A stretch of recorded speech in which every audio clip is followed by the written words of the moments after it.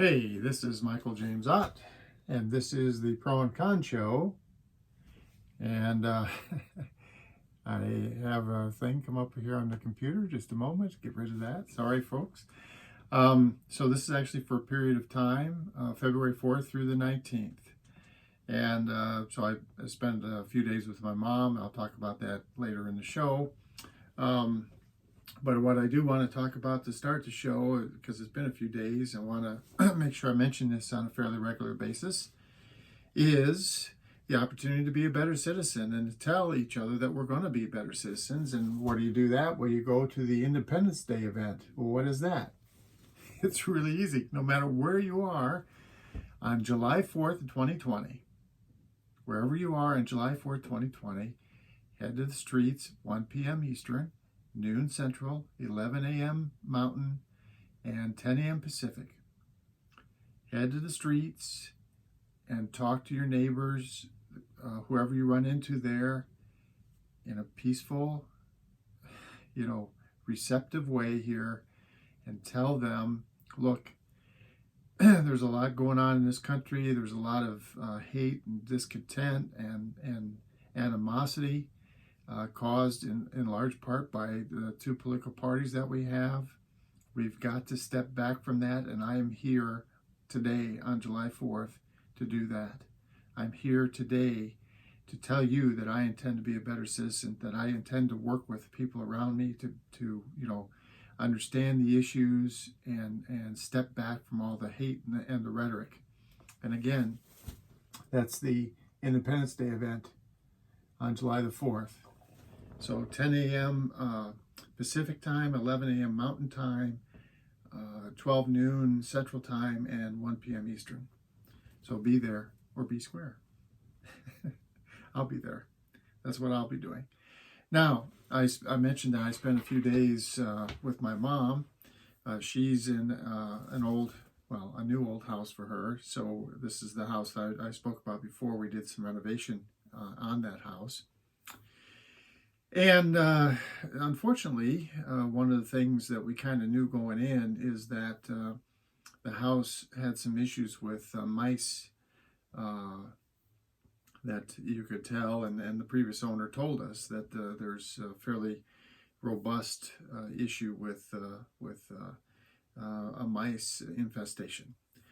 And so we had been, working on trying to handle this mice thing kind of on our own. We spoke to my mom about myself and my siblings about maybe hiring a professional or whatever, and her concern was, well, he might come, or he or she might come and kind of fix it one time, but this would be an ongoing issue. So we were trying to do it ourselves. So this the traditional methods, right, to get rid of the vermin.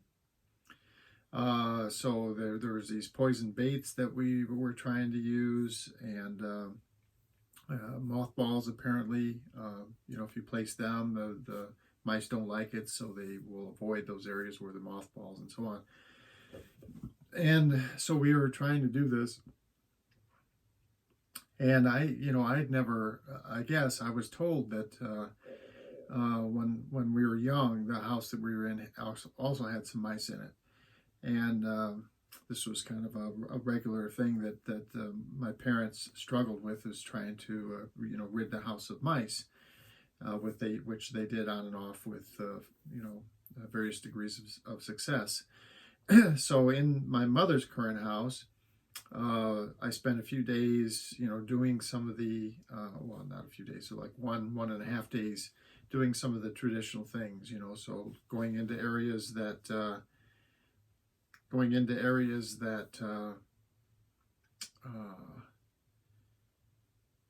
were potentially, infested with mice. And so some of this area kind of in the attic area of her house and stuff like that, and trying to put out mothballs and baits and stuff like that.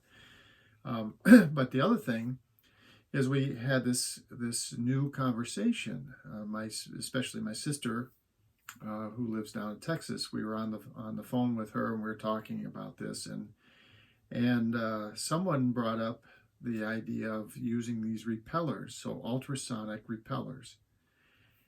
And so we were, while we were having that conversation, we started doing some research and the miracle of the internet. One of the positive things of the internet is that within a few minutes you can, go out there and seek a bunch of information and kind of see what other people have experienced with whatever we're talking about, and see if you can't see if you can't understand this thing and understand the experience that people have. And by golly, sure enough, we found, so I Googled best pest repellers, best mice repellers, and so on. And we found a couple of different models that had very positive reviews on, various websites where you can purchase these things, including Amazon. And so we read them, and we talked about one model versus the other. And my sister found one that was considerably marked down at the moment.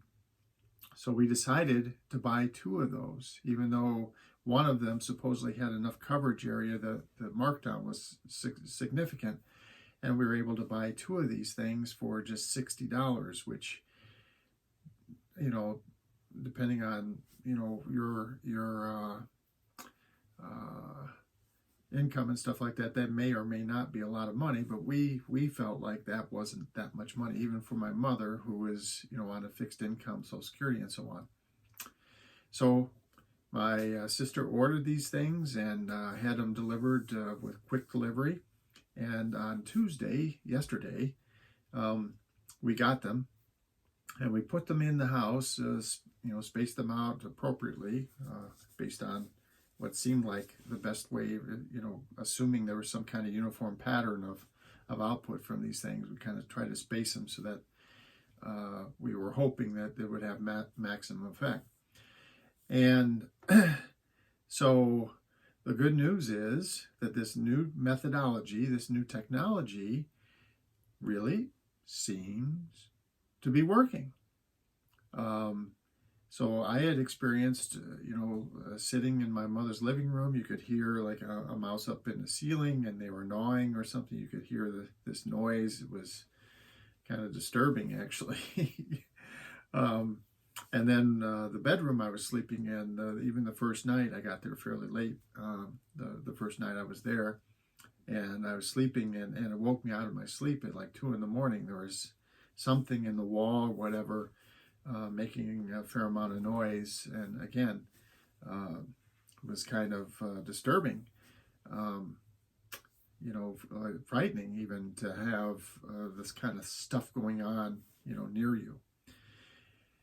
And so then we put these units in. We had done a couple other things, but mostly the big news was this new methodology, this new technology, and right away, within just hours, so it came nightfall, and the previous nights that I was hearing this, scratching and gnawing, and we didn't hear it, either in the living room ceiling or in the guest bedroom where I was staying. So this was a big improvement now. And then in the kitchen, we were leaving out.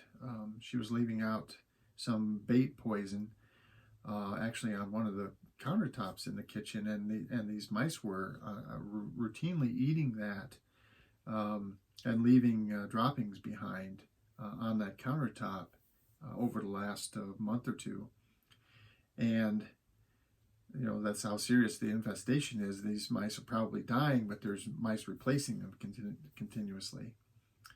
And so that did not happen. That we had left that same container of bait poison, and this time it was not disturbed, nor were there any mouse droppings left behind. So it really seems like there's a significant step change in the removal of vermin from my mother's house. Now, where am I going with all this? The parallel is, dun dun dun, election reform. Now, I don't really want to, it's unfair label a lot of our politicians as vermin. Okay, that's overly aggressive, but they certainly aren't nearly as good as they should be. They're surely not as focused on serving you and I, the 340 million people in this country, as they are in preserving and extending their wealth, influence, and power. So while vermin is too strong, certainly saying that they are not the best friends of the average American, especially relative to a new methodology and new technology that we could use to replace them. So mice repellers, bad politician repellers. And what is it?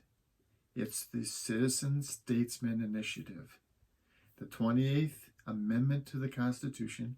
By the way, I have read a little bit more, saw a little bit more information that it's looking more and more like the Equal Rights Amendment, even though over the course of time they had 38 states eventually ratify it. It was well beyond the time frame that was set by Congress to have that ratification occur. And in the interim, while step by step some states continue to ratify it, 5 of the states that had originally ratified it withdrew the ratification. So basically, even Ruth Bader Ginsburg, who is one of the more focused on women's rights justices on the court, even she said, there's no way that it's truly ratified. It's not, it can't be, the 28th Amendment. So the current 28th Amendment that was proposed is dead. So mine is right there ready to go.